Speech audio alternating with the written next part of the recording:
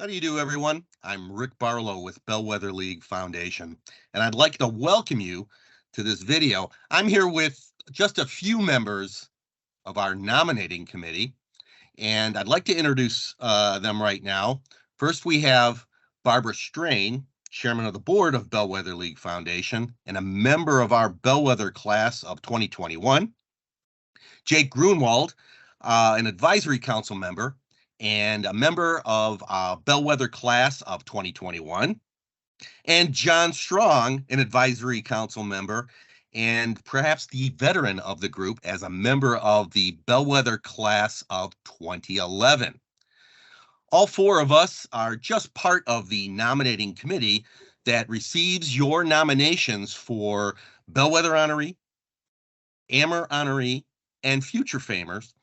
And what we wanted to do is to just go over the process we go through. There's already a video on our website. If you go to our website at bellwetherleague.org/nominations, you'll see a video there that shows a little bit about ourselves, our organization, and how to nominate. We thought it'd be a good idea if we pulled back the curtain a little bit and gave you a peek into the process we go through in assessing all the information that you send us so that we can properly pick the classes that we honor and induct into the Hall of Fame each year.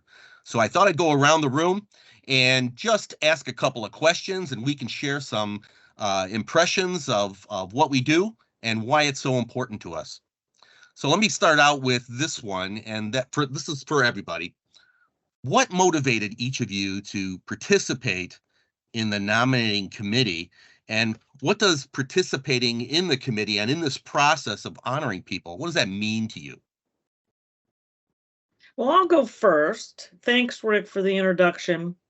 As one of the newer bellwethers for the last couple of years and new to the process of being on committees and things, to me, it was a big immersion. And so when I commit myself to an organization, I do it 100%. So I volunteer and do different things.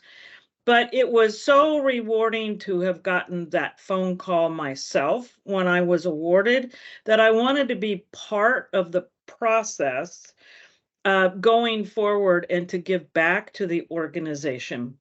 So it was extremely rewarding to me, not only to help co-chair the 2023 process, but get to know Bellwether better as an organization, as well as those who contribute to healthcare supply chain across the entire industry.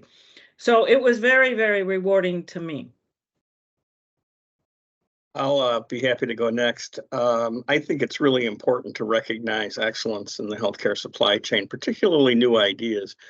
And I'm very proud of being elected to the class of 2011. I think it's a wonderful honor, and I think we need to continue to recognize both future famers, AMER award winners, and particularly Bellwether nominees who've come up with new innovative techniques in the healthcare supply chain or have contributed greatly to the growth and success of the healthcare supply chain over time.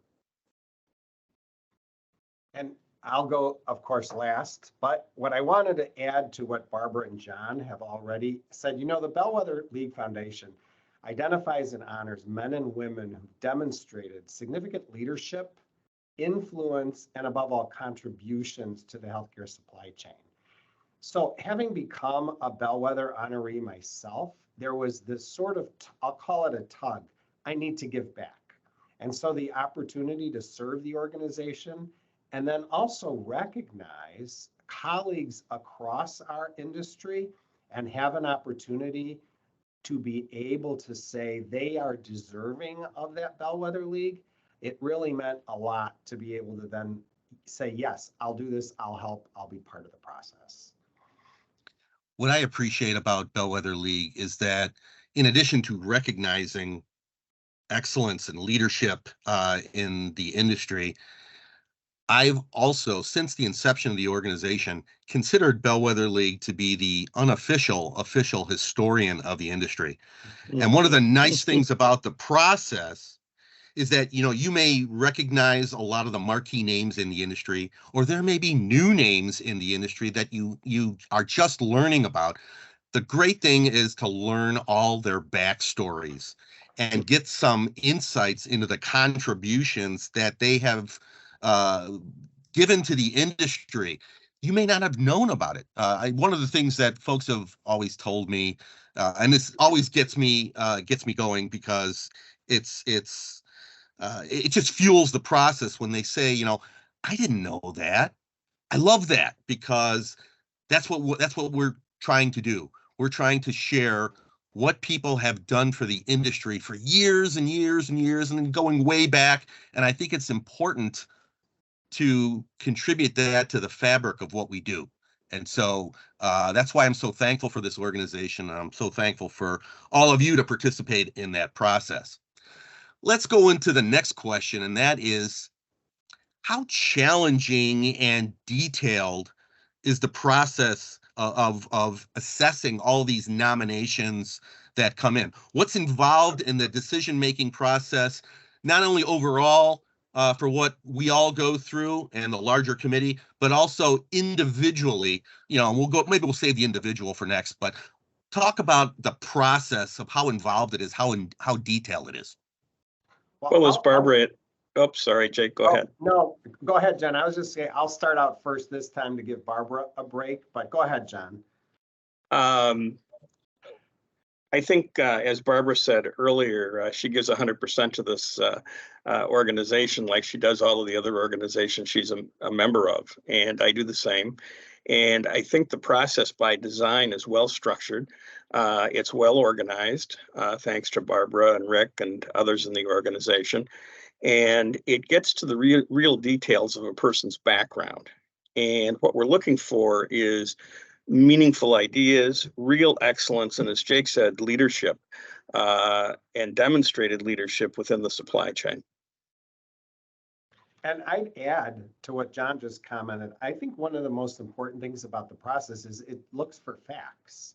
It isn't people's feelings, and not that there's anything wrong with that, but how do we make decisions? Okay, what are the facts? Do we have scorecards that represent what some of these individuals in our industry have done? So we're recognizing individuals based on historical facts that can be verified. Yeah, the part I was really pleased with, again, being a newbie to all of this, was all of the nominating committees and board work that had been done since our inception in 2007, leading up to the point where we are today, really have fine-tuned it to a number process, to attributes that we're looking at, and each category of awardee comes with its own category to meet those qualifications we're really looking at. So to all of us A-type personalities in supply chain, it was actually refreshing to know that we had a framework. And it helps to take, and I always say this in value analysis, so you got to listen to it too, but data kind of keeps that emotion out, keeps it more objective. And we were able to really keep within those guardrails of how does that really look for each individual based on their own merits throughout their career, as articulated in those nominations that we get. So it was an enjoyable experience, but it was challenging to make sure that we stuck to all of those premises and made sure that, I think we made sure everybody did their work. So it wasn't like, well, yeah, I agree with all of them. It was everybody had to do their work, and they had to present everything. And then it was organized in a way that we could have some good discussions about what was really going on. So I think it's a very fine-tuned program. And for those listeners, we did have a download after the whole event was over and sort of questioned ourselves. Did it work well? Did it not work well? What could we do better? So we're making tweaks all along the way. And Yeah, we Barbara, have a. Go ahead, just Jake. let me add one other comment to Barbara's. It's hard work. It but is. Hard work is what we need to do to recognize the individuals that are part of Bellwether. And I think that's the only thing I could add, Barbara, to your comments. It's hard work, and people should know that. But in the long run, it's fun as well. So. And I would just add as well that I think some people have the idea, as we look at nomination forms, that it's a flyby process. And many of those nomination forms lack sufficient detail to really make judgment about an applicant's background and service. And I hearken back to what the co-founder of Bellwether, Jamie Kowalski, once told me. He said, we've got to look for those things that are new, different, and innovative, and ask yourself what those things are in evaluating a submission. And I think that's something that I keep in mind every time I look at a nomination form. The nice thing also, to echo all three of you, and I'm gonna key in on what Jake had said earlier, is we have not only a qualitative process, but we also have a quantitative process. We have fine-tuned and honed a very detailed spreadsheet that is geared toward the application, the nomination form that's online now, and we use that in much the same way that supply chain executives use scorecards for vendors or products or whatnot. And so we do. There is a sort of a scientific approach of what we do, and but there's also not only a quantitative but a qualitative approach as well. So we do take this seriously. It's a monumental undertaking. It is a lot of meetings, a lot of roundtable discussions, and a lot of time and effort. But I think overall it's rewarding for all of us, and it's certainly rewarding for those who have gone through the process and end up in October taking home a piece of crystal like the one on in Jake's office there behind him, or a plaque. So and it's a rewarding process, I think, for all of us, and hopefully a rewarding process for the recipients as well. Let me ask you this. This is that was kind of an overall question. Let's kind of hone it in now to each one of us. And how do each one of you approach the process in your own way? When you get a stack of nominations handed to you, what do you do? How do you go about pouring through each nomination, reading through, and then starting to fill out your scorecards and to begin sharing your points, your impressions with all of the other committee members? I'll go ahead and start on this one. I know for myself, you have to break away and take time to look at it. You need to be in an environment where you're not going to be interrupted. This isn't the kind of work you can just do or try to multitask through. It doesn't work that way. But for me, it's about, number one, learning. So as we go through all the different candidates, you learn with an open mind around, what, so it just really gives you a real sense for how each of these individuals are unique in what they do, sort of what sets them apart, what puts them in this grouping as to why we're considering all of these individuals. And then once I'm done reviewing, I leave them alone for a while. And then I come back to try to do my scoring. And I really do the scoring only one at a time, because I don't want to be influenced by scoring person A and then person C. That's not fair to either one of them. So it goes back to my comment about this takes time, it's hard work. But if you commit to it, it really is why it keeps this process with the level, I think, of the integrity that we have. So that's kind of how I approach it, Rick. So I do it really similar to Jake. I read everything all the way through to familiarize myself with the candidates. What kind of comments were made? How in depth do I have enough information? All of that. And then I sit down and I just do them in the order they're listed on our spreadsheet. So I don't like throw them down a stairway as, you know, professors used to stay, and the one that landed at the bottom got the A. I mean, I really go through it, but then I try to do like all of the future famers in one sitting, so I have the same frame of mind. Because I learned with me, if I do a few on one day, a few on another day, and another day, I might give all of them different scores every single day. And I want to be fair to everybody, and I'm in the same frame of mind.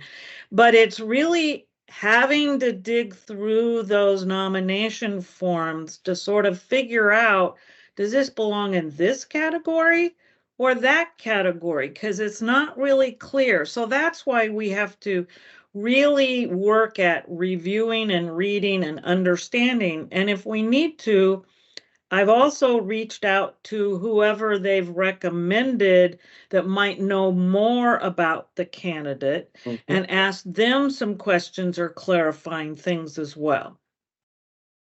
So Jake and Barbara have given a lot of tremendous insight, and I agree with all of that insight. The one thing I would add is that I generally read each nomination 3 times. The first time I read them through, as Barbara said, all the way through. The second time I highlight those things that I think make them unique, different, real leaders, and offering something new to the healthcare supply chain by virtue of what they've accomplished. And then the third time, as Jake sort of alluded to, I begin the scoring process. And I generally try to score everyone and then begin to look at where the applicants fall and make sure that I've done a good job of recognizing those nominations that really score the highest. And I would echo all 3 of you. I do multiple readings as well, and I'm going to let your comments all kind of sit because I think you've all encapsulated the process that I approach as well. I read everything from cover to cover multiple times, and I also look for areas where I can ask questions. We have over the years gone back to folks to expand certain details and whatnot, to flesh out a candidate so that we can share as complete a picture of all of their accomplishments and achievements as possible. And I think that's perhaps a hallmark of this process and why it's so valued and valuable. I wanted to kind of end this, though, in this regard by saying that all of what we do takes completed nomination forms submitted to us. You know, just as a supply chain leader will, in strategic sourcing, do all the background research on a vendor or a product or whatever to make the optimal decision for his or her organization, we do the same thing with all of the details provided to us. And then that helps us make an informed, the optimal decision on how to assess a candidate and determine if he or she, meets the criteria for this year and can be elevated to a particular class. We can't properly do that without fully completed nomination forms. And over the years we have contacted folks to come back and share with us additional details. And so, if you get a call from us, don't think it untoward. We're just doing our due diligence so that this process is as fair and balanced and optimal as possible, and that we can share the stories, the life stories of individuals as much as possible. Any closing words from any of you that you'd like to share? Well, I'd like to share one that I jotted down just before we got online, is as having nominated someone and having them actually go through the process and getting an award, being able to call them to tell them that how they were recognized and what we did go through and how pleased they were, because we do keep it as much of a surprise as possible. But I think we are transparent and open among the nominating committee, and we do kind of call each other out, why do we think, and we talk with each other. And so we work very well together. So please send in your nominations. And I know you can probably think of at least one or more people that kind of fit a lot of our descriptions. One of the things that I'd add is that sometimes the nominees are deceased, right? And I have to give credit to Rick. He's sort of the great researcher in terms of really finding out more about some of these people whose careers may have gone back decades in some cases. And he really does a fine job of that. And I think through that, as Barbara was pointing out, discussion, we can really come up with a complete picture of what a candidate looks like, whether they're somebody that's relatively young or somebody that may have passed a number of years or decades ago. And, Rick, I can close it out by saying, I was totally blown away by being a bellwether. I absolutely had no idea that individuals had gotten together, had nominated me. I mean, it's just, you're awestruck by that.